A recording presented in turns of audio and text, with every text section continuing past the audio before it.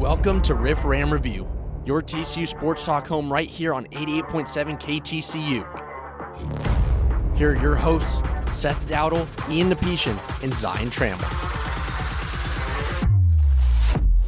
What's going on, everybody, and welcome back to Riff Ram Review here on KTCU on 88.7 The Choice. My name's Ian Nepetian, and I'm joined alongside Zion Trammell and Seth Dowdle on this fine evening here in Fort Worth. We wanted to bring you guys a bonus episode as the baseball season just wrapped up on Sunday, and we've got a lot to share with you guys heading into the postseason, which starts on Tuesday with the AL and NL wildcard game. So we've got a lot to get into, but how is your guys' week starting? It is good. It's a good start to the week. Baseball season is still happening, and we have reason to be invested, and that's something to be happy about, especially here in the Metroplex. Yeah, I'm excited. I can't wait. I got my Adrian Beltre jersey on right now, and it's nice. We have Seth here sitting next to us, not in the other studio, so it's nice to have all of us together in the same room. Exactly. It feels weird. It's going to be the first time where I actually know when Zion's about to talk, and he knows when I'm about to talk, and we don't awkwardly interrupt each other because our backs aren't facing each other this time. So this is fun. This is good. You know, we're making improvements. Exactly. Making improvements. But anyways, we want to dive right into it. It's not going to be too long of an episode, but we want to hit all of our marks talking about the postseason picture. And just, I guess we'll start off with, how did we all get here? It's been a long season, 162 games, obviously, but we wanted to start off in the American League, specifically talking about the Texas Rangers and the Houston Astros. Obviously, you two are Rangers fans. The season maybe didn't end the regular season maybe didn't end the exact way you guys would have hoped, but you guys are in the playoffs. You guys won game 161 to clinch that wild card spot, and then obviously Houston taking the division on the final day after they beat the Arizona Diamondbacks. But I mean, for the Rangers, you guys finished 90-72. That's 22 games more in the winning column than it was a year ago.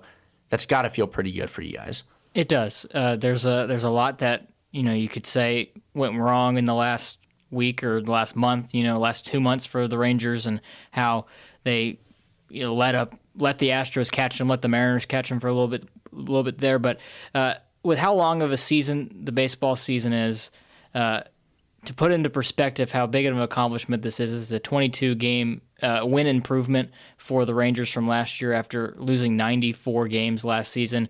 To reach that 90-win mark in year one over with Bruce Bochy and year one with Chris Young at the helm as the general manager, certainly an accomplishment and certainly something you can build upon going forward. But I know that everyone in that clubhouse and everyone in the Metroplex and every Ranger fan, no matter where they are, is the here and now. Still with how many injuries, still with how much of an underdog story they might be, is very much looking forward to what they can do in the immediacy. But a little unfortunate in how it all ended, because this is a team where if you had 5 days just to reset, get everyone, whoever's injured right now isn't coming back in 5 days, but you could just, rest a little bit. You don't have to go to Tampa. You could go back home to Arlington for 5 days and rest and play in front of your home crowd on Saturday. Now you're facing potentially 4 road games in a row, maybe even 5 before you get to go back to Arlington, if you even get that far.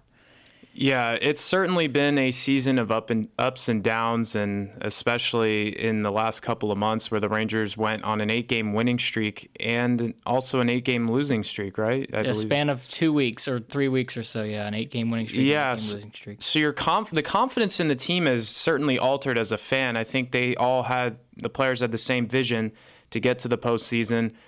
And I think it's unfortunate that, you had the division lead for majority of the season and you lost it on the last day. But there is optimism and there's hope that the Rangers could make a run here. And I think we're all just really happy to finally be in the postseason for the first time in 7 years. So I'm really excited, and I'm looking forward to seeing how both these teams play out. Yeah, you kind of touched on it, though, but how did we get here? How did they lose the division, right? And that's Houston,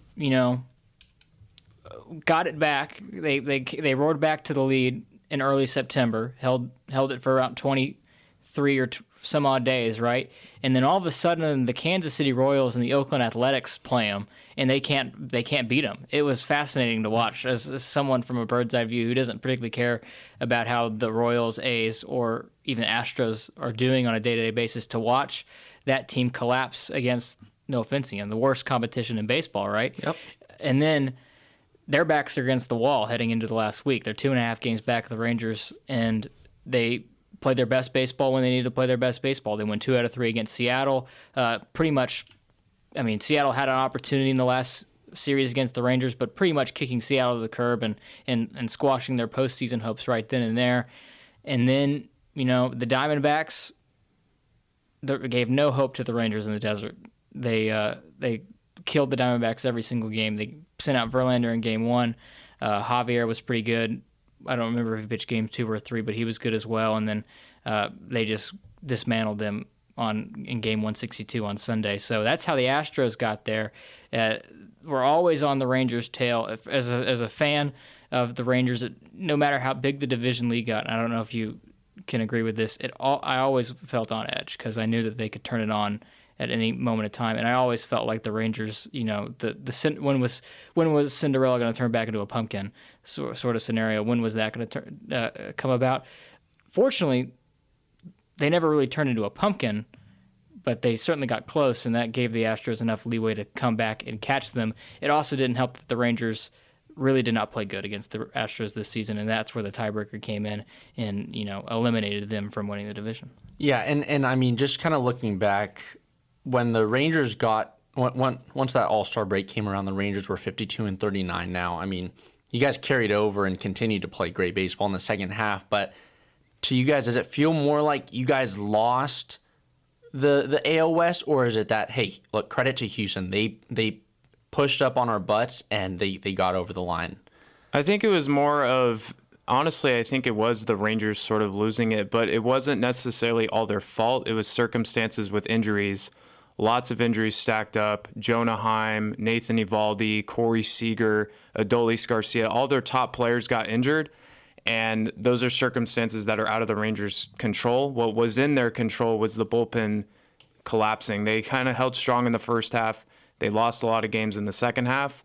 And Houston did enough to where they could come back. And you never could count out the Astros. That's just how good of a team they've been. They've dealt with a lot themselves, and yet they still won the division. So it's a credit to the Astros, but it is also partially with the Rangers. The Rangers blew 33 saves this season and only converted 30 of them. This was the worst team to reach the playoffs with more blown saves than actual saves since that stat became official in the 60s. Oh, wow. So it's kind of a miracle almost. It's really a credit to the team in the first half of the season when they built that big cushion, right? Without that cushion that they built before the All-Star break, they wouldn't be here. And obviously they found ways to win when it mattered. This offense is very, very good, and they carried the team on their back for much of the season. But it's going to be interesting whenever the postseason comes around how that plays out, because if there's a staple of World Series winning teams in the past, it is they have a magnificent bullpen. What comes to mind is that 2014-2015 Kansas City Royals squad. That bullpen, it was just the starter go 5, and then if you have a lead after 5 innings, the Royals win the game. That's how that went. So, and that's not the case for the Rangers. It's always like, we have 6 outs. Who's getting the 6 outs, sort of thing. And it's a question mark. But if there's a guy who you trust to traverse that, I think it's this coaching staff.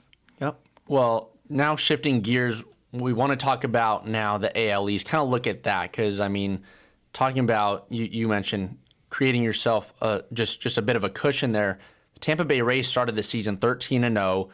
It almost felt like an automatic lock after that you would. I certainly thought so. I mean, right, that you would win the AL East. I mean, for sure, I think the automatic lock was for sure that they'd get into the playoffs, which they did, but they ended up losing the AL East, going behind 2 games to the Baltimore Orioles, who finished 101-61. What a season that was for Baltimore fans. I mean, talk about a team that rebuilt the right way and has just some great young talent there. It's exciting, and I'll let you go first. Yeah, it is exciting, and I'm happy for Baltimore fans. And for Tampa Bay, how hard is that you won that many games and you're playing in the wild card round, whereas a team with the Twins who didn't even get to 90 wins is going to host, They're both in the wild card. Yeah, they're both in the wild card, but the point being is that they, they had a much better season, and they're still a lower seed than Minnesota. Yeah.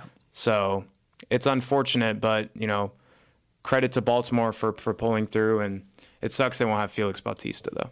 Yeah, that bullpen is very good, still is very good. Mm-hmm. But that is a group of young players who, if they play their cards right, could run that division for a little while. That's a good bunch of young talent they have there. Adley Rutschman, obviously the face. Gunnar Henderson emerged as a really good player this season, and they got a really good bullpen. Felix Bautista, he's injured, but hopefully his recovery goes smooth and quickly.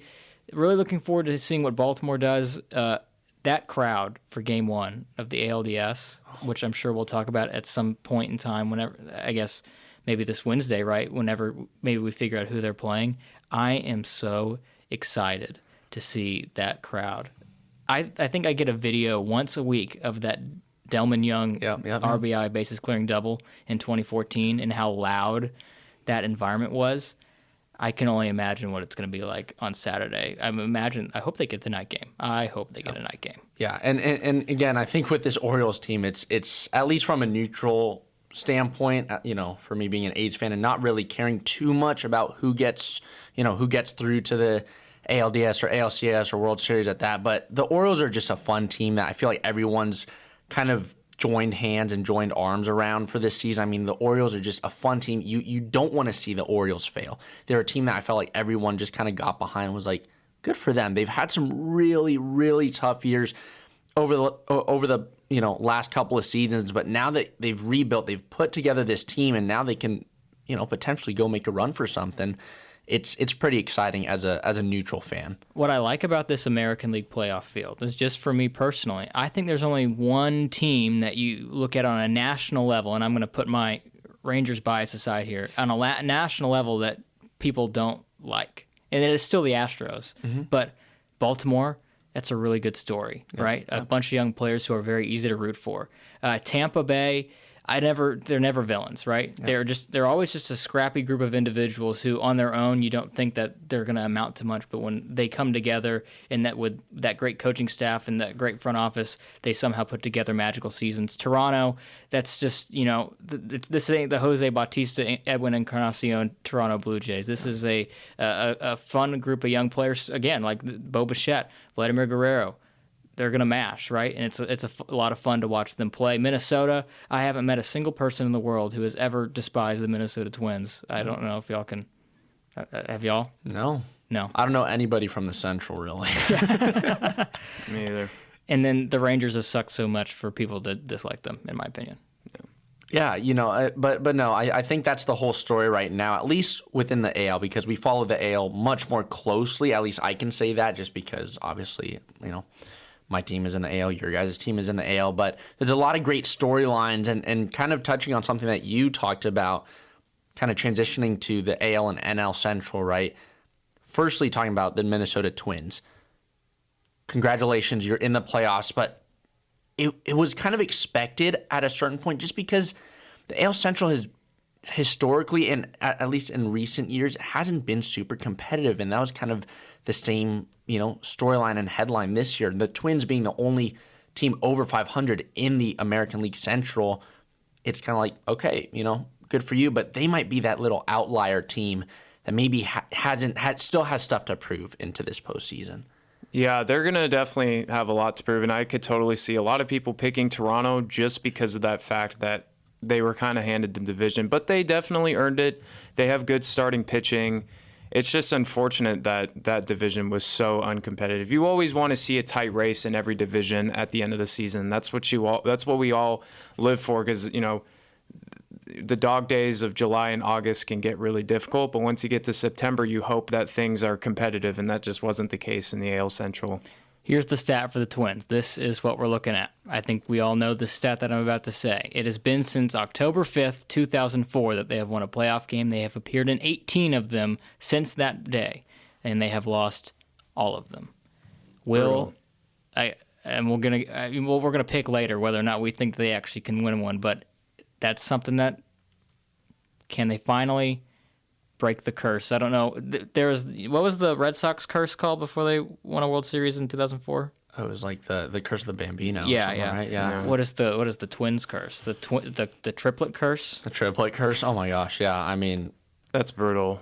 As a fan, that's hard to watch. oh yeah. I mean, to see your team make it back that many times and just consistently not show up, but just you have all those opportunities and you can't really make anything of it. That's got to be tough. But I think this will definitely be a good series, which we'll definitely look forward to later on. Y'all probably have the standings pulled up for the Central, but Detroit finishing second instead of Cleveland. If you would have told me that at the midway point of the season, even after Cleveland started throwing away all their players to other teams, I'd be like, they just give up? They did. They did just give up, which is unfortunate, given that it was Francona's last season. Exactly, yeah. And with Francona, I mean, what a great manager, what a great personality to have in baseball. But now shifting gears, talking about the NL Central, the Brewers, I mean, coming into the season, obviously people expected the Brewers to be contending, but you got to talk about the Cardinals just quickly. I mean, what a horrid season if you're a Cardinals fan to not be competing in a division that's already not incredibly competitive. Over the last couple of years, minus 1 or 2 seasons, it's been the Brewers that have been the most consistent, and they've been challenging for that NL Central title this whole time. But for them, gosh, I mean, what was their record in the NL Central? 92-70. Next up were the Chicago Cubs at 83-79, and then Reds, Pirates, and then Cardinals coming in at the bottom of the barrel there. The Cubs, I think, is kind of another thing I want to touch on in the postseason picture. They're not in. They are not a part of the party. But at the beginning of the month, I believe they had a 94% chance to make the NL wild card, and they had an utter collapse, which is epitomized by their series in Atlanta last weekend, where everything that could go wrong went wrong. Seiya Suzuki's dropping fly balls that are right next to him, and the Braves, they're good. They're a good baseball team. You don't expect to go into Atlanta and win a lot of games, but the Cubs had them. They had them right where they wanted them, and they missed the postseason, which this Cubs team, even though they were never favorites to win the division, were a ton of fun. You got a Cody Bellinger resurgent season where he's going to make a lot of money on the free agent market now because people, believe in his abilities once again. Marcus Stroman's going to make a ton of money. Justin Steele's going to finish second in the Cy Young voting. Who would have thought that was going to happen? And Dansby Swanson's just a cool little guy. Everyone loves Dansby Swanson. Yeah, the Cubs will be good. They'll be okay. It's just unfortunate how that turned out. There's a lot of teams in the National League, including the Cardinals, that I think came short of expectations. And I think the National League Central, how I looked at it this year, it was a team of, like, each team had different spurts where they were good. Like the Pirates in the beginning of the season, they were really good for some reason. They were 20-9. And then they collapsed. The Cubs the Reds were good during the summer with Ellie De La Cruz. And then that hype kind of went down a little bit and they started to fall off. The Cubs were good throughout the summer, and then they sort of collapsed. The Brewers stayed consistent all season long, and that's why they're the division champs. Yeah, the Reds, again, another team that had a shot to make the wild card, just finished 2 games out of that last wild card spot, 3-7 in their last 10 games. Yeah. And to me, that is attributed mostly probably to a lot of young players who don't have experience playing deep into September baseball, because the minor league season, especially for single A and double A, ends a lot earlier than the Major League Baseball season. And so you especially see in August and September, you saw it. I'm just basically going off my Rangers experience. I'm going to throw Ezekiel Duran under the bus. This is the longest he's ever played consistently. He hasn't played from April or February when spring training starts all the way up until September, and you definitely saw that drop off towards the end, and you could probably attribute a lot of that to Cincinnati. Teams in the National League that disappointed. I think we would be remiss to not mention the San Diego Padres and how they are not going to be playing in the postseason. Padres, the Mets, right? The Mets, the Cardinals. Two of the top 3 payrolls in the league, both missing out by a long stretch too, right? Yeah, and that just shows that money and paying players isn't everything. You got to have good chemistry as a team. You have to be able to consistently play well on every side of the offense, defense, pitching. You got to be able to do it all. And the Padres were very individual. They took very individual based at bats, they didn't take team at bats. Mm-hmm. That's what I noticed. Yeah, the Padres finished 82-80 with a run differential of plus 104. The Diamondbacks, who finished 2 games ahead of them in the wild card, who made the postseason, a negative 15 run differential. I know run differential isn't the end all be all stat for how a baseball season goes, but it certainly is an indication that the Padres are. I mean, every time I look at the Padres, I'd be like, all right, look at them. They're a good baseball. They're a good baseball team that doesn't win games. It's weird. It doesn't make any sense. That's how baseball goes. But I think transitioning into our preview, which we'll get to in a little bit, I really like this postseason field, top to bottom. I think there's a lot of fun teams, a lot of good storylines to root for. In the National League, it's always fun when you get those teams that have struggled. Marlins especially. Yep, who have struggled and don't win a lot, and they're here with a seat at the table to win the whole thing, and that's a lot of fun to root for because while it is fun watching the good teams like the Braves and the Dodgers and the Cardinals and all those teams consistently be good and field good teams, it's fun when the little guys get a bite at some of that food. Yep, exactly. Well, now just kind of wrapping that up. Up next, we've got to look ahead to the AL wildcard and the NL wildcard. We're going to give our thoughts on those wildcard series and also give our picks to some of the AL and NL pennant winners that we foresee going to the World Series. But you're listening to Riff Ram Review here on 88.7 The Choice, your choice for college radio.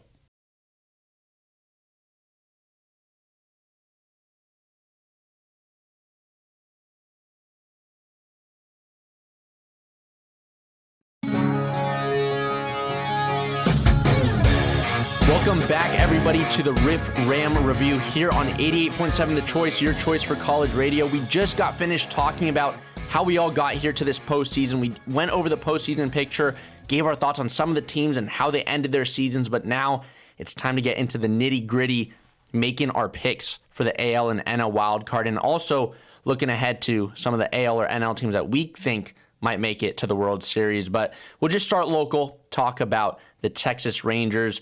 Obviously came second due to the Houston Astros having that tiebreaker over the Rangers in the AL West. But the Rangers are slated to go down to Florida in Tampa Bay and play the Tampa Bay Rays, who are a very exciting team. But this is definitely going to be a tough situation for the Rangers, who are coming off, they've got some pitchers that are maybe just not at their most fit point right now. Well, when their arms don't work, I'd say that they're not at their most fit point at all. Game 1 is tomorrow. It is the first game of the playoffs at 2:08 Central Time. We'll see the lefty Jordan Montgomery, who the Rangers acquired from the Cardinals at the trade deadline, face Tyler Glasnow, certainly a formidable opponent. That 12-6 curveball is nasty. It's going to be a good one. Both players with sub-4 ERAs. Glasnow obviously has been a staple, a really, really good pitcher when healthy for quite some time. And Montgomery has had a really good couple of seasons, and he's been the best pitcher since the trade deadline for the Rangers. So you're certainly both teams are throwing their best arms out there, I believe. The question is for Texas, I think, and Zion, I'll let you piggyback off of this, is how deep can he go, and then how fresh does that bullpen stay throughout the entirety of the series, because there's only a couple of arms back there that you really trust to get really big outs. Yeah, it's unfortunate that you don't have all your arms healthy, because you could use some of those starters in the bullpen. John Gray and Max Scherzer will obviously not be available, so you can't go to guys that you were hoping that were starters could pitch in the bullpen. Yeah, I think Montgomery's going to have to go 7 innings, in 6 at the least, hopefully 7. And really, Jose Leclerc has been the most consistent bullpen option. You just hope that he can, close things out, and Aroldis Chapman doesn't walk anybody, because the minute he walks somebody, that's where things kind of get... We're off the rails and we're gone. Yeah, that's where things get into trouble here. But it's really tough for the Rangers, considering the circumstances. You were hoping for Game 1 ALDS at home. I bought tickets for ALDS Game 1. Didn't quite happen that way. So it's, you have to pivot. You have to pivot really fast, because you play tomorrow. So, yeah, it's going to be interesting to see how Bruce Bochy manages the bullpen. It's going to be important for the offense to step up, right? The offense struggled against Seattle in the last 4 games whenever they were needed to come up big, and they're going to have to do so against a really good Tampa Bay Rays pitching staff. Glasnow is very good. Everyone knows that, and it's going to be important for them to get to him early because the bullpen behind him is great. Tampa is fifth in the majors in bullpen ERA, 3.86 so far this season, over 1,000 innings of work. So they're going to have to bear down against a team that's going to throw their best arms out there. And if there's anyone I trust to get the best out of his team, it's Kevin Cash over there in the other dugout for the Rays. So it's going to be important for Montgomery to get outs quickly. That's another key for him is you can't have lengthy at bats because you're not going to get deep in the game. And once they start seeing him a couple times through the order, he's a guy who pitches to contact, obviously. And I expect this for any team, but I expect Bochy to have a pretty quick leash on any of the guys he throws out there. Maybe not Montgomery to a certain extent, but especially in a series where you lose the first game, you give yourself a very big disadvantage. I'd expect there to be a quick hook on anybody, and he's been known to do that all season long. Yeah. If you're the Rangers in this scenario, you don't have time to get hot. You need to go into Tampa game one and strike it fast. I mean, especially this game one, right? It's a wild card series. You're playing all three down in Tampa. You know the Rays fans are going to pack the Tropicana. It's going to be a crazy environment. Rangers need that game one win, especially with their pitching matchups that we might look ahead, or that the Rangers might have going into that game two or game three scenario. I mean, this game one, obviously it's important. What are you guys hoping to see from the team to just get off onto that right foot? I think I'm hoping to see the offense, like you mentioned, start off quickly because that's sort of the problem sometimes is that, Marcus Semien might hit a leadoff home run, but then the rest of the guys, it sort of takes them a while to get there. So it's important that they start off fast. You get a good outing from Jordan Montgomery. Unfortunately, the only time they faced Tyler Glasnow this season, he went 6 innings, 1 hit, 1 run, 6 strikeouts. But that was back in June. A lot's changed. He has almost an ERA close to 5 in the month of September. He struggled a little bit. So you got to get that bullpen working early. And, you're really hoping that top of the lineup can come through. You expect it to, and hope the rest of the guys can step up. And you may need some speed on the base paths. Expect maybe Leody Taveras, Evan Carter, if they get on base, to try and swipe it back because every run's going to be critical. You kind of mentioned it there, Zion, but if you can get to, and this goes for both teams, you get to both teams' starter quickly, there's not enough time for that starter to figure out in a postseason game, so they're going to go to the bullpen, right? And if in game one of a 3-game series, potentially just a 2-gamer, right? If you can get to, and this applies to the regular season as well, but if you can get to that bullpen and make them eat up some arms, you put yourself in a good position if you can win that game to where they're shorthanded going into game 2. So that is the goal, obviously, for Texas. In game 2, Texas has not announced their starter yet, but I believe, and I think a consensus among a lot of people, and I believe that it will probably be this, is Nathan Eovaldi will start game 2. He'll be opposed by Zach Eflin, who they picked up at the trade deadline from the Guardians, who's had a very good season. Yeah, and talking about that with Nathan Eovaldi, possibly starting that game 2. I mean, this season, firstly, the Rangers have gone 4-3 against the Rays. You guys lost a 3-game series 2-1, and then you guys swept them when you guys were at home. And in both of those series, Nathan Eovaldi was a constant winner. He was the one guy that pitched that won in both of those series. And not saying it's going to be an automatic victory, but history tells us that Eovaldi has success against these Tampa Bay Rays.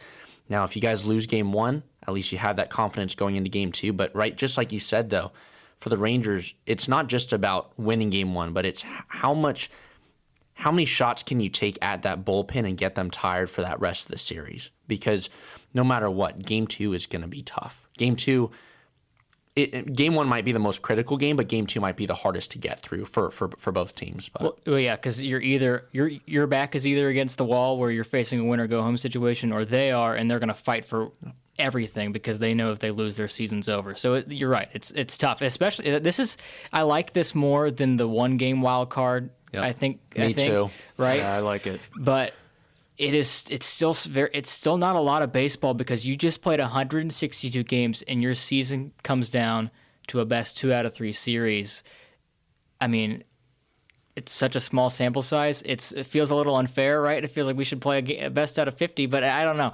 It's a lot of stress that I have not used to having in this time of month for a very long time. So I think we'll leave it. I'll leave it at this for the Rangers in Tampa.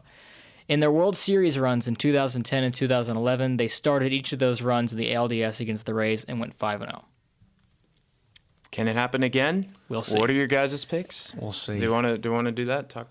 I guess we pick them as we go. Pick them as we go. Yeah, pick them as we go. So I'll open it up to you guys first. Could be just because you guys are the Ranger fans. I'm going to go Rangers in a 2-1 win. Andrew Heaney with a CG in Game 3. I don't know. But I think the Rangers, this is just my heart. Tell my brain what to do. But I think the Rangers pull this one out and go on to Baltimore. Yeah, it's hard to pick against the Rangers when it's been so long. And I'm not going to do it. I'm taking the Rangers. That's right. That's what I like to hear. In 2 games. I think they can do it, and they'll move on to Baltimore. Yeah. You can do it, man. It's okay. It's fine. It's We okay don't if you care. pick the It's Rays. tough. I'm kind of in between two minds here, right? I want to see the Rays do well. They're just a team that they full and this isn't to say the Rangers don't deserve to be here, but the Rays deserve everything that they've gotten up to Absolutely. this point. I'd love to see them make a run. But then again, I feel like, at least as an A's fan, and this can mean whatever to anyone else, but I want to see the AL West be properly, properly represented in the playoffs, right? I want people to still think, hey, the AL West is in my opinion, one of the more competitive divisions in the league, despite, the A's going 50 and 112. I would like to see the Rangers go through. I think it'd be great because this is their first time in there since what is it, 2016, right? So I'll take the Rangers 2-1. I don't know if they will win Game 1 though. That's what's going to be tough. But I'll take Rangers 2-1. Would really like to see them play the Orioles. I think that would be one heck of a game. It'll be fun. Yeah. And, by the time we talk to y'all again on Wednesday, We'll know. we might know. We might know. Good or yeah, bad. good. Yeah, we'll know where we're at. Yep. But anyways, now switching gears, looking at the other side of the AL wildcard picture, we've got the oh my gosh. Blue Jays? Yeah, the Blue Jays. I was going to say the Tampa Bay Blue Jays. Tampa Bay Blue Jays. Well, Sorry. they wanted to go to Canada. I know, yeah. The Toronto Blue Jays, the number 6 seed, taking on and traveling to Minnesota to play the Minnesota Twins, who are the 3rd seed. That should be a solid series. Kevin Gausman was announced as the starter. He went 12-9 with a 3.16 ERA, going up against Pablo Lopez, who had himself a really solid year as well, 11-8, 3.66. That should be a great first game. Just like we said, I mean, this Blue Jays team is going to be excited to be back in the postseason. I mean, just like you said, you got Vladdy, you got guys like Matt Chapman, who has been on a bit of a poor streak for the majority of this season, but there's always a good time to get hot. You have a decent-looking pitching staff, and tossing out a guy like Kevin Gausman, who's been pretty much lights out all season, you got to have some confidence going into Minnesota. They're a team that's looking to avenge a pretty embarrassing wild card series loss last year to the Mariners. So there's definitely some motivation for them on that. And they're a team that I believe, and last year were favored to win the World Series going into the season. Yeah, so they were my pick. They were very talented. I thought that they had a very good shot at it, and obviously they fell short. But this team is looking to prove something. They're a young group of guys who have another year of experience under their belt, and they play in a vaunted division. I think if you place the Blue Jays in the Central, they win it easily. I know that because they finished with they finished with a better record than the Twins. But I think that might even go as far as if you place the Blue Jays in any other division in the league, that they can give whoever won that division, maybe except for the Braves and the Dodgers. But maybe even the Dodgers, who knows, a pretty good shot or just a pretty good challenge. I'm not saying they're going to win it, but they give them a pretty good challenge. It's unfortunate that they're in the East and they finished 3rd, even though they had a very, very good season. They have a very good team.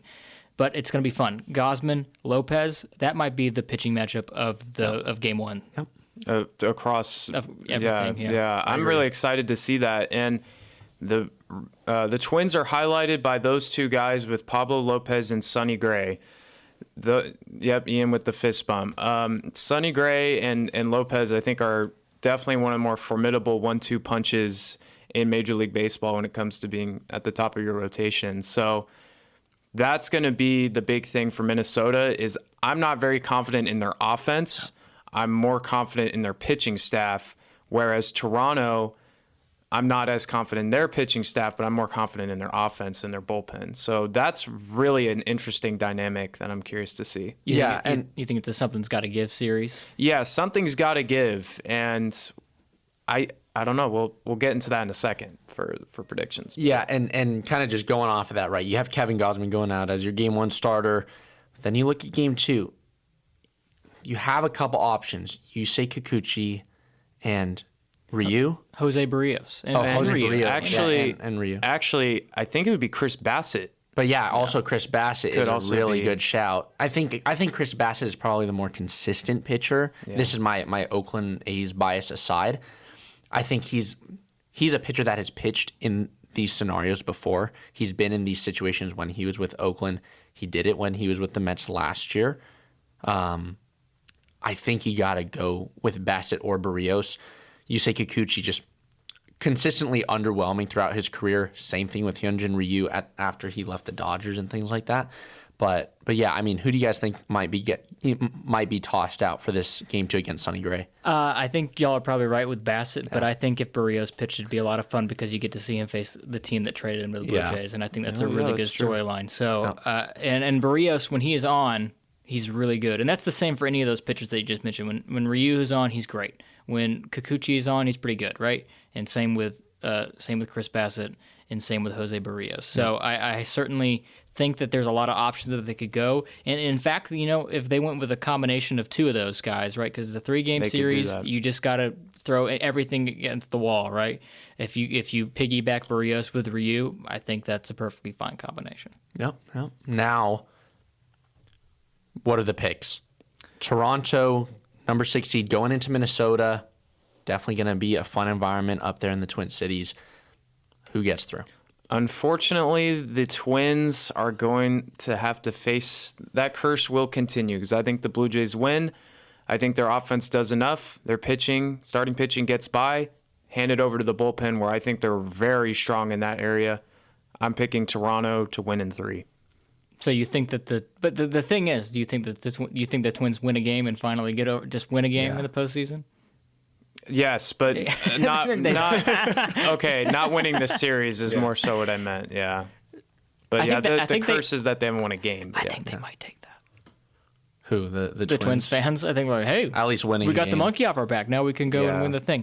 I'm going to pick the Twins. I'm going to go for it. I think that they can do it. I think if there's a team that I think it's going to be because I trust that 1-2 punch way more, and I think that they can stifle any offense in this league. Yep. Pablo Lopez is fantastic, and Sonny Gray is having a fantastic season as well. And then if it does get to a game 3, John Ryan is just as good of a guy you can throw out there for game 3 as anybody. So I'm going to go with the Twins. I think the offense can do just enough to get them over the edge. You certainly don't trust them, to going forward after that. Yeah, but I think they can do just enough. It's a 3-game series. You throw baseball's so unpredictable. You never know what's going to happen, and I think that the Twins win it in 3, mostly because I trust those 3 pitchers that I just mentioned. Yeah, I'm with you. Everything you said is exactly how I felt. I think Twins are going to win this series. Contrary to, Blue Jays have the bats, maybe not the best pitching, but Minnesota Twins kind of right that exact opposite, but a bit more balance. Right. I'm excited. I think. I really believe the Twins are going to surprise the Blue Jays in Game 1, and then I think Sonny Gray is going to shove on Game 2. That's just me. Again, all bias aside. Everybody knows I'm not biased. It's a tough series to pick. So. It is a tough series, but so overall, we made our picks for the AL wild card. Now, looking way ahead, these are way too early, maybe not way too early, but who's going to represent the American League in the World Series this season? The Baltimore Orioles are going to represent the American League this season. Even if it comes at the expense of the Texas Rangers, the Orioles, as well as the Twins and the Rays, are 2 or 3 teams that I would be very happy to root for to win this whole thing. But I think that the Orioles, just got the vibes. I'm riding purely up vibes. I don't have anything analytical to say about this. Just pure vibes that they're going to go and ride this wave all the way to a Commissioner's Trophy. I agree. I'm exactly with you. I'm picking the Orioles all the way. I'm excited about this team. I really am. And Baltimore just signed a new 30-year deal to keep Camden Yards, and that, that being their shame. I'm excited, man. Seriously. Whoever's in Baltimore, go at it. Go party it enjoy out, Camden. Seriously, enjoy it. This is going to be a fun ride this year. So for me, I'm going to take the Houston. Psych, I'm not taking the Astros. Oh, he faked us out. I'm taking the Baltimore Orioles. Yeah, consensus. Yeah, I mean, I just don't, as much as I want to, people might just want to take Houston because of their past success. I don't think their starting pitching is good enough to win a best-of-7 series. I really don't. And they've been pretty streaky. They got here. They know how to win. But there's just, like you said, Seth, something just about that Baltimore team. I really like them. I think that if the Rangers play Baltimore, that's probably a 5-game series, maybe. I think depending on who comes back. But I like Baltimore.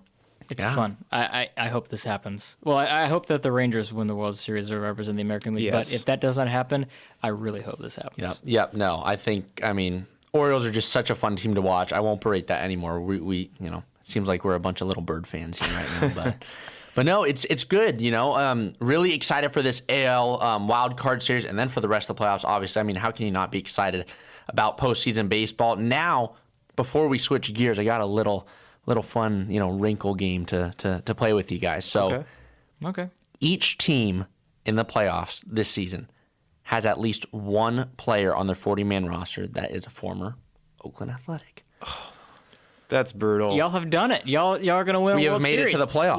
One of the We will be represented at some capacity. someone will get a ring from that is in Oakland A. Exactly. So the game is, I present the team, you tell me the player. Okay. Is this points? Do we buzz in or what are we gonna do here? I think we'll just. I think you guys work together. Yeah, we'll work Some of these will be Okay. tough. We'll go through every team. Hopefully, it won't take too long, but we'll go through every team. Like all night.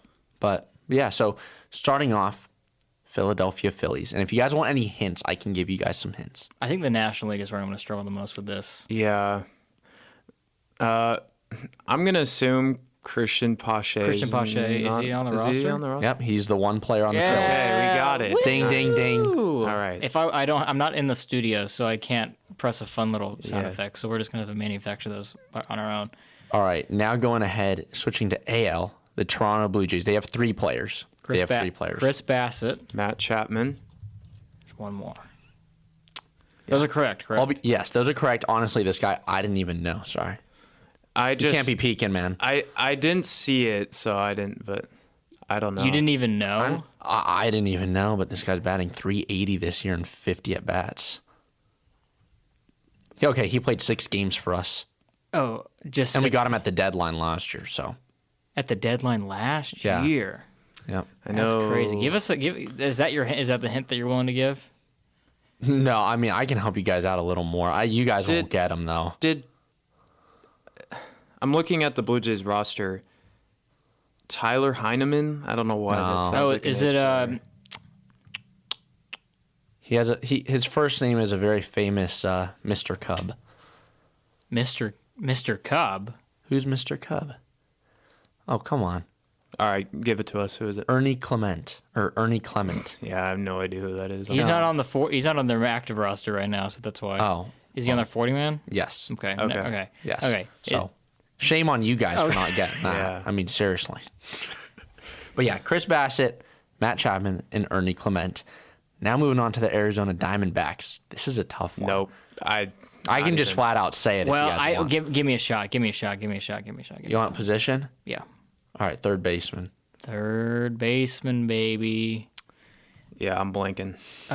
Is he on the active roster or is he on the 40 man? Man, I don't know. You got to give All me right, 40 you got- man. wait, just who is it? Jace Peterson. I think I would have got there eventually. Okay. Yeah. Okay. Maybe. Yeah. Maybe. Okay. Anyway, It's- I know who that is. Yeah. Yeah. He was relevant, years back. Yeah. Baltimore Orioles, our AL We representative. should know this a lot more since they're our pick to Yeah. win this whole sucker. There's 3 of them. 3 of them. All of which are pitchers. We got Shintaro Fujinami. Yes. Yep. All 3 are pitchers? All 3 are pitchers. Okay, there's a 2 reliever. relievers. I know. Okay. Shintaro being one of them. Yeah. Oh my gosh, I'm gonna kick myself because I see his face right now. Oh, I see it. He was a starter. He Yeah, was a I really gotta good. look. He was a good prospect for y'all. Yeah. Everyone was a good prospect for us. He was really touted. Everyone was really excited for his abilities in at the big league level. I cheated, but Cole Irvin. Cole Irvin. Irvin. Not that I looked it up, but I have the Orioles roster, and I saw Cole. You guys can't be looking that up. You can't look up the rosters. Well, No. The whole game is just the whole mind. Oh, just guessing? Yeah. Okay. All right, so using rosters don't count, guys. Okay, Come so on. who's in? So you did cheat, I did cheat, then, I guess. Yep. Mr. Houston Astro. Yeah. Did All right. 17 points. Who's the third? Danny Colomb.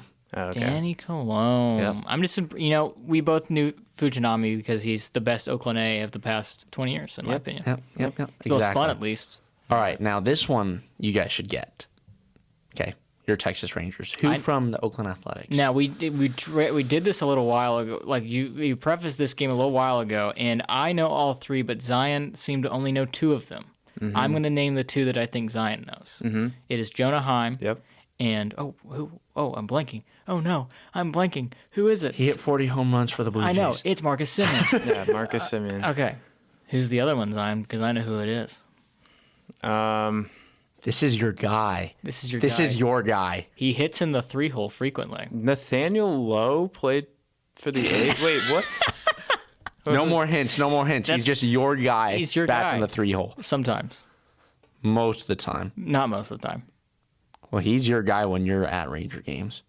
Robbie Grossman? Oh my God. I was like, Nathaniel Lowe didn't play for the. Oh, Robbie Grossman. Yes, that is Yes. my guy. Yeah. I've been to several Ranger games and he goes off every time I go. So that's the context behind that. Wow. Okay. Robbie Grossman. All right. Yeah, Yep. he does hit in the 3-hole. Yeah, he does. Sometimes. He does. Yep. All right, Milwaukee Brewers. They have the most Oakland Athletics, former Oakland Athletics. Really? Yeah. Oh my God. 4. I have no idea. 4. Mark Hanna, Oh yeah. Josh Donaldson. I forgot about him. The other 2 are relievers. Oh boy. So that's going to be tough. Yeah. If you guys want, I can just toss Yeah, them just out. give us a Andrew Chafin I played for didn't- the second half of the season Yeah. back in 2020, 2021. I think it's 2020. And then Joel Payamps. Joel Payamps was with the A's this year. Then all of a sudden he was gone. And then I see him now. He's with the Brewers. I have no idea who that human being is. Yeah, I mean, he gave up a fair amount of runs with us, but it's okay. He's in the playoffs now. Tampa Bay, moving on there. 2, a reliever and a catcher that maybe was the original Shohei Ohtani when he was back with the Padres. What? Who is it? So Jake Diekman, the lefty, Oh, Rangers legend Jake Diekman. Yep. but Christian Bethancourt. Oh my goodness. Did he pitch? He pitched. He came up as a pitcher for the Padres, and then he also came in and pitched like 90 miles an hour, 95 for the A's Jeez. last season. As like a position player pitcher. Yeah, because we're losing by so much. We still have like a lot of teams, I don't we? know. We got 1, 2, 3, 4, 5. These ones will go by quicker though. Okay. Minnesota, we have one. Sonny Gray. Sonny Gray. Sonny Gray. The other one, Emilio Pagan. All right. Okay. Okay, another reliever. Okay. Miami. Oh, okay. AJ Puck. Nope, he's not on the team. Jesus Luzardo. Jesus Luzardo. Is that it? There's one more. Yep. Is it a pitcher? No, he's not. He's an infielder. Likes to bat without batting gloves. Jake Berger. No. Who's- Joey Wendell. Joey Oh my Wendell. goodness! I'm just finding out all these players played for Oakland. Yep. All right. The Houston Astros, there's one. He's a closer. He's basically been everywhere in the AL West aside from the Dodgers and the Rangers. Presley? No. Oh, Not no, Montero. it's not Montero because he played for the Rangers. Yeah. No. He's not their closer. Went to though. Chicago for a little bit. Kendall. Kendall Graveman. Graveman, Yeah, Yep. Mr. Graveman. Graveman. Dodgers, they got 2 former Oakland Athletics. Max Muncy. Max Muncy, 1. And closer. I like to call him Lord Zod, just because he looks like Lord Zod from Superman. Who is it? Blake Trinan. Oh, Blake Charles. I don't think he does. He does. If you look at his facial hair. Yeah. Okay. All right. Last but not least, the Atlanta Braves. There's so many. There's 3. Okay, Matt Sean Olson. Murphy. Matt Olson. and a player. A 40-year-old reliever. A 40-year-old reliever. Recently, Darren O'Day, is he still kicking it? Recently, he skipped out on using the bullpen cart, and everyone was. I have no idea. Did people enjoy that about him? Yes, They really enjoyed. he wears that about glasses. Jesse Chavez. Yes. Oh, Jesse Chavez. Yep. Okay. Yep. All right. Yep. So there's the Oakland Athletics He's gonna pitch. representation. Jesse Chavez is going to pitch till he's 50. Yeah. Probably. He won the world. He was a World Series champion in 2021. Yeah. That's Good for crazy. him. Good for him. That's crazy. But anyways, that was just a little. I don't know even if that was fun for you guys. It was fun for me. Fun. Yeah, it was I don't. fun. Is it fun? It feels like it's more Sad. pain. It's fun for me. No, I'm happy. I want to see all these guys win a ring. You know. I'm happy. We're happy So. for you. Anyways, moving on now. You have the best odds of being happy at the end of this. I do. I know someone's gonna win it. I hope it's not Jace Peterson or Christian Pache though. Someone else. I hope it's someone else, frankly. But anyways, going over to the National League wildcard picture, we got a couple games on hand. Number 3, Milwaukee Brewers won the NL Central. They'll be hosting the Arizona Diamondbacks. That'll be a fun one. I can't remember when that game is. Is that tomorrow? They're all tomorrow. They're all tomorrow. Okay, all 4. Okay. Brandon Pfaadt is taking on Corbin Burns. Brandon Pfaadt, 3-9, 5.72 ERA. He's a young pitcher, 24 years old. This was his first season, correct? Yes, Okay. this is his rookie year, and the only reason he's pitching in this game is because the Diamondbacks really front-loaded their rotation for this Astros series this past weekend. And they lost. And they lost all 3. They went Gallen, Kelly, and then they gave up the last game, so they didn't matter. But it's set up to where it's going to be Pfaadt for this game, a rookie who has a 5.72 ERA over his 18 starts. Yep. And then you're going to have to wait for Gallen, who is a top 5 pitcher in the league, in my opinion, to go until Game 2, and you don't know what's going to happen because in Game 1, the Brewers are throwing out there Corbin frickin' Burns. Yep. And Corbin frickin' Burns can burn you real bad. Yeah. I don't have much to say about this series. I think Milwaukee... I'm just going to... I think Milwaukee's going to win both of them. I just don't... I think they're going to smoke Arizona in the first game, and Zach Gallen's a great pitcher, and I'm not sure who they'll pitch in Game 2, but I think Milwaukee... It's interesting. They're starting Josh Donaldson, who struggled so much with the Yankees, and now he's been batting 5th for them, or 6th, and they're a playoff team. Like... That's fascinating. People don't seem to like him very much, though. Yeah, but it's been, That's the good consensus. yeah, not many people like him, but it's been good to see kind of a revival with Christian Yelich Absolutely. having a bounce back season, and I think Milwaukee's got a good bullpen, and I think they're going to cruise through this. And they got a great manager. Craig Counsell's fantastic at his job. Craig Counsell's a wonderful manager, and again, I'm kind of with you guys there. I think the Brewers are going to take care of business. I think you will get if you're the Diamondbacks, you're hoping to get a decent start from Brandon Pfaadt. But I think what's going to happen is that he's only going to go maybe 4 innings, and then you're going to have to use a lot of bullpen arms, especially just he's young. He's never been in this scenario before. There's a lot more veterans in that batting order for the Brewers as well that I think will definitely jump on Pfaadt early and take advantage of him. So, I mean, I think we can come to a consensus of who we all think is getting through. It's probably the Brew Crew. Yeah, Brewers, I don't know. I'm not going to pick how many games it is, but the Brewers pitching is just great. They have the best bullpen ERA in the majors at 3.71. They have great starting pitching as well, and they're just frankly more experienced in this spot than the Diamondbacks are. That Diamondbacks pitching staff has never, been here. No. Zach Gallen and Merrill Kelly are very experienced arms, but they've never been in the postseason. And that offense is filled with Alec Thomases and Corbin Carrolls and Jordan Lawlers, who've made his debut toward the end of the season. And the guy who has that most experience is Ketel Marte, and he hasn't been in this spot that often. So it's going to be interesting to see how they respond to that adversity, but I'm going to pick the Brewers mostly based on that experience and just, again, it's kind of similar to the Twins. This pitching staff is just very good, and I trust them in a spot like this way more than I trust the Diamondbacks. Yep. So Brew Crew.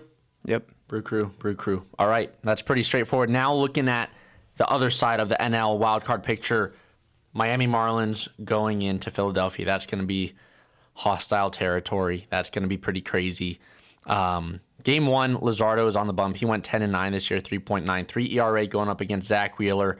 Obviously, a fantastic pitcher who's been in this position, in his career. Was it? I can't even remember. Was it last year? That it was, last year was the Astros and the Phillies, right? Yep. Okay, so with the 1-2 punch of Zach Wheeler and Aaron Nola, I think this Miami Marlins team is just too young, inexperienced to go up against those two guys, especially 3 games in Philadelphia. That's going to be pretty tough. It is tough, but I'm going to jump right to the pick for me here.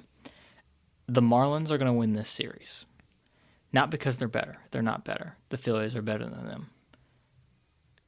The Marlins have made the postseason now 4 times in their existence. The first time, they won the World Series. Was that 01? Or was 97. that 97? Okay. The second time, they won the World Series in 2003. The time after that was in 2020, during the COVID season. They beat the Braves in the no, they didn't beat the Braves. They beat the Cubs in the first round. Okay. No one thought they were going to be there, but they won a series. And then, here they are now. Underdogs once again. No one is going to pick them to win this series, I don't think. But I think that Jake Berger is going to bring the vibes. Jake Berger. I love it. I think that Jake Berger and Luis Arias and Jorge Soler, this offense is like on paper has some names. Oh, yeah. They do. I think Game 1's going to be tough. Obviously, Game 2, on paper, the Braxton Garrett Aaron Nola matchup does not inspire confidence. Yeah. But Nola's had a rough year. Yeah. And just based on the statistics known, I haven't been able to watch. I watched a few Braxton Garrett starts, but not a whole bunch. But he's had a pretty good season as well. So I am excited to see how this series goes, and I'm picking the Marlins in 3. You watching a few Braxton Garrett starts probably more than the average fan. I'll give you that. I picked the Marlins to make the wild card when one of our first episodes. I agree with Ian. I just don't think they'll have enough. I want the Marlins to win, but I think the Phillies are going to overpower them. I'm just not very confident in a Jesus Luzardo, Braxton Garrett Game 1 and Game 2. And I'm not too sure is their bullpen. I don't know how strong their bullpen is. We're going to find out right now. Their bullpen is comparable to the Rangers' bullpen in terms of the ERA statistic. So the Phillies are going to win easy. If anything, but yeah, I think the Phillies win in 2. Yeah, I'm right there with you, Zion. I think it's just the veteran presence that you have in Philadelphia, as well as playing 3 games there. Again, I mean, this is just a stat I wanted to bring up, but you go 90-72, and we feel like, at least as a fan of an AL team, I feel like God, Philadelphia's been in some horrid mess for this whole season. But then they go 90-72. It's just that's Philadelphia sports fans for you. They coasted to a wild card berth. Seriously, they did. I didn't realize that they had won 90 games. Right? Granted, they're 14 behind with the Braves, but that's just because the Braves were ridiculous this season. But I'm taking the Phillies, veteran presence, better pitching staff, a much more better batting order, especially. I feel like I wouldn't be surprised if this goes to 3, but I would also not be surprised if Phillies take care of this, going 2-0 and sweeping it. Yeah. So is this the first series where we didn't have a consensus, or did we not have one in the Blue Jays Twins series? I picked the Blue Jays. Okay, so no, we didn't have a consensus there. Yeah. Cool. Yeah, we got some different picks here. We got some different picks. We do. It'll be interesting come Wednesday to see what has happened, or what is still to come. And we'll certainly talk about that, because it's kind of weird. That's what I was kind of getting at the whole. The series feels very short. Is that by the time we talk to y'all on Wednesday again, none of this will matter. None of what we said just matters, because all these teams, 4 of these teams could be eliminated in theory by the time we talk to y'all on Wednesday. And that's kind of crazy given how long the Major League Baseball season is. These guys have been working tirelessly since late February all the way to October, and then their season could be decided in the span of 48 hours. It's crazy how this sport works, but that's why we love it, and that's why we're going to be on the edge of our seats every single night, every single afternoon, watching these games just play out. Yep. Yeah. So we picked our AL representative, or the one that we hope gets there. NL. What are we looking at, guys? I think I mean, I would be a little surprised if, you guys didn't pick this team, the Atlanta Braves, to go to the World Series and, quite frankly, probably win it. They have an unbelievable offense. I mean, this season was just incredible to watch. They have so much depth, and it could be, hey, they're the 1 seed, and baseball is so unpredictable that a team we never saw coming rises to the occasion and takes this thing. But the Braves just have too much star power. It's hard for me to imagine them not making the World Series. Yep. The Dodgers are a good competitor, and they'll probably play them in the NLCS, most likely, but got the Braves. I agree. You agree? Matt Olson, Sean Murphy, give them some rings, baby. Yes. You're going someone else. I am. The Milwaukee Brewers will play. That was gonna be my second team. That was gonna be my second team. I was about to say what, but I actually could see that. I love Christian Yelich. There was a period of time where I wanted to meet Christian Yelich more than I wanted to meet any other professional athlete. That has since passed, but there was a time in my life. Dang. I think it was 2018. I mean, he was really good in 2018. I hope it was 2018. If it was at any point, I hope it was 2018. Yeah. But I think that the Brewers, and it really sucks. We got the news before we went on the air here that Brandon Woodruff is not going to be available for the postseason. He is out for the rest of the year, so that really makes this a lot harder. But I still think that, again, it goes back to my point when we were talking about the American League. If you have a good bullpen, you can figure things out. Yep. And that is where the Braves and the Brewers are different. The Braves' bullpen is not that good. Yeah. Their offense is just so good that the bullpen, is negligible. It doesn't matter, right? I'm basing this purely off of the ERA statistic, which, is just one stat, and you can't, that's not everything. But the Brewers lead the league in bullpen ERA at 3.71, and the Braves 4.15. So take that however you will. But I think that the Brewers' pitching is good, and I think that the Braves, could potentially be stymied by them if that matchup does occur. I like the pick. Yep. It's a solid pick. Yeah, I mean, for me, I feel like the Brewers are a team that made some good transactions in the at the deadline. They got hot at the end of the season, and they can definitely carry that into the postseason. I mean, really, if you're one of these teams in the wild card, all you need is just a little spark, and who knows where that ceiling is. But you don't know what's going to happen. Yeah, we've seen I've seen crazier things. Yeah, exactly. So, no, really, I mean, this postseason is looking like it'll be really exciting. Definitely got a good mix of teams, I think we can say, a variety of teams, a variety of storylines. The veteran teams are coming back, but then you also have teams like the Diamondbacks, like the Orioles, some of that, youngster, swagger about it that is like, hey, I'm excited for this team to come in here. But we definitely got a great postseason picture on our hands this season in 2023. For everyone listening at home or on the road or even on Spotify or Apple Podcasts or on YouTube, thank you so much for tuning in to another episode of Riff Ram Review. You can hear us live every Wednesday from 6 to 8 p.m. here at 88.7 The Choice on KTCU. Be sure to follow us at Instagram and TikTok at Riff Ram Review and subscribe to our YouTube channel at Riff Ram Review.